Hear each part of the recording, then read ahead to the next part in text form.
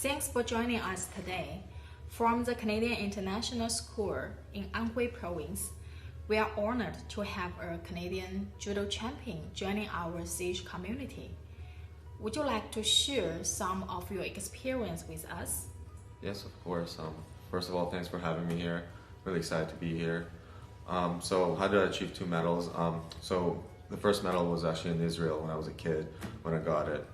And the second one was in Canada, which I'm mostly proud of because really the reason I started judo because it was kind of lonely, especially in Canada. When I came to Canada first, I was just 12 years old, didn't speak any English. So judo was kind of a way out of training all the time, being kind of obsessed with it. And it just kind of led me to winning those medals with being obsessed and training all the time.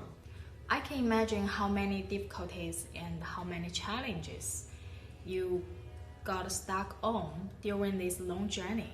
So did you ever doubt yourself could achieve your goal? No, back then I didn't doubt myself, right?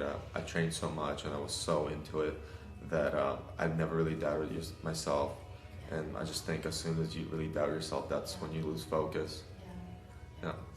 What was the greatest challenge you met? The greatest challenge I met?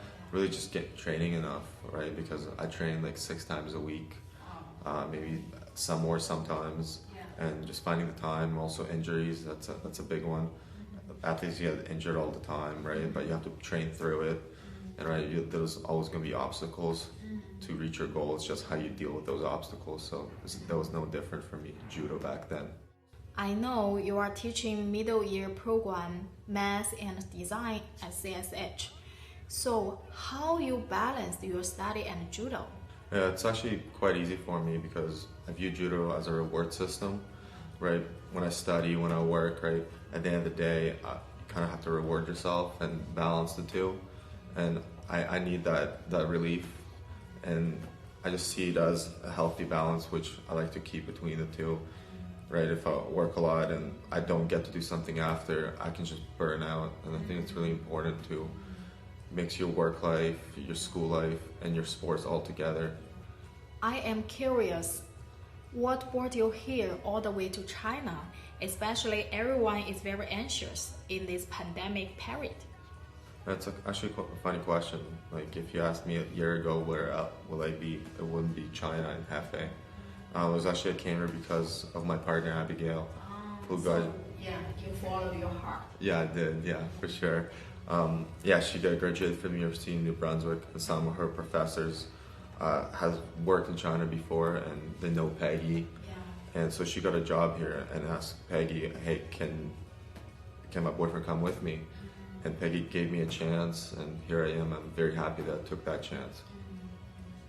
What advice can you give to our students who have to balance their school and extracurricular activities? Again, it's important. School is very important, but remember taking care of yourself and your body is also as important. So even if you have a full workload all the time, it's very important to take time out of that and dedicate it towards a sport or a hobby that you do, because otherwise you'll burn out. So it's really important to do that. Are you still practicing judo? Yes, I am. Not as recently since I moved here. I'm still looking for a club, but I do want to train again and compete again at a high level when I can. Right now, I'm actually teaching judo as an ASA. So I do it once a week, so I kind of transition from being a student to being a coach. And it's a very important transition in my opinion, as someone who trained a long time and my coaches gave me so much of their time. I feel like it's a good thing to give back and teach kids what I've learned. Yeah, so actually become a lifelong learner is quite important. Exactly, yeah. Yeah, just keep your interest and keep learning. Yeah. Thank you very much for your time today. Hope you will be joining your life and teaching in this country, in this city, and in our CISH community. Thank you. I love it so far. Well, thanks for having me.